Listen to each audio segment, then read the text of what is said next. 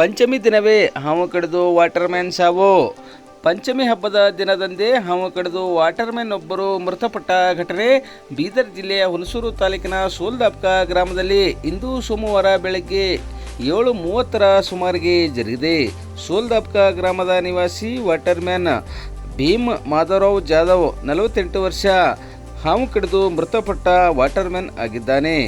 ಗ್ರಾಮದ ಹೊರವಲಯದ ಹಾಲಳ್ಳಿ ರಸ್ತೆಯ ಮಹಾದೇವ ಮಂದಿರದ ಹತ್ತಿರದ ನೀರಿನ ಟ್ಯಾಂಕರ್ ಕೆಳಗಡೆ ನೀರು ಬಂದ್ ಮಾಡಲು ಹೋದಾಗ ಹಾವು ಕಾಲಿಗೆ ಕಡಿದು ಸ್ಥಳದಲ್ಲಿಯೇ ಈತ ಮೃತಪಟ್ಟಿದ್ದಾನೆ ಎಂದು ತಿಳಿದು ಬಂದಿದೆ.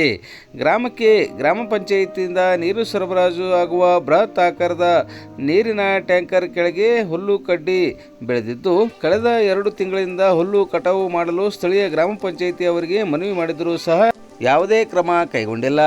ಹುಲ್ಲು ಕಡ್ಡಿಗಳು ಹಾಗೆ ಇದ್ದ ಕಾರಣ ಹುಲ್ಲು ಕಡ್ಡಿಯಲ್ಲಿ ಅವಿತುಕೊಂಡು ಕುಳಿತಿದ್ದ ನಾಗರ ಹಾವು ವಾಟರ್ಮ್ಯಾನ್ಗೆ ಕಡಿದು ಘಟನೆ ಸಂಭವಿಸಿದೆ ಎಂದು ಗ್ರಾಮಸ್ಥರು ಆಕ್ರೋಶ ವ್ಯಕ್ತಪಡಿಸಿದ್ದಾರೆ. ಘಟನೆ ಬಗ್ಗೆ ಮಾಹಿತಿ ತಿಳಿಯುತ್ತಿದ್ದಂತೆ ಘಟನಾ ಸ್ಥಳಕ್ಕೆ ಹುಣಸೂರು ಠಾಣೆ ಕ್ರೈಮ್ ವಿಭಾಗದ PSI ಪಂಡಿತ್ ಸೇರಿದಂತೆ ಪೊಲೀಸ್ ಅಧಿಕಾರಿಗಳು ಮತ್ತು ಸಿಬ್ಬಂದಿಗಳ ತಂಡ ಘಟನಾ ಸ್ಥಳಕ್ಕೆ ಭೇಟಿ ನೀಡಿ ಪರಿಶೀಲಿಸಿದ್ದು ತನಿಖೆ ಮುಂದುವರಿಸಿದ್ದಾರೆ. ಮೃತ ವಾಟರ್ಮ್ಯಾನ್ ಶವ ಮರಣೋತ್ತರ ಪರೀಕ್ಷೆಗಾಗಿ ಹುಣಸೂರು ಪಟ್ಟಣದ ಸರ್ಕಾರಿ ಸಮುದಾಯ ಆರೋಗ್ಯ ಕೇಂದ್ರಕ್ಕೆ ರವಾನಿಸಲಾಗಿದೆ.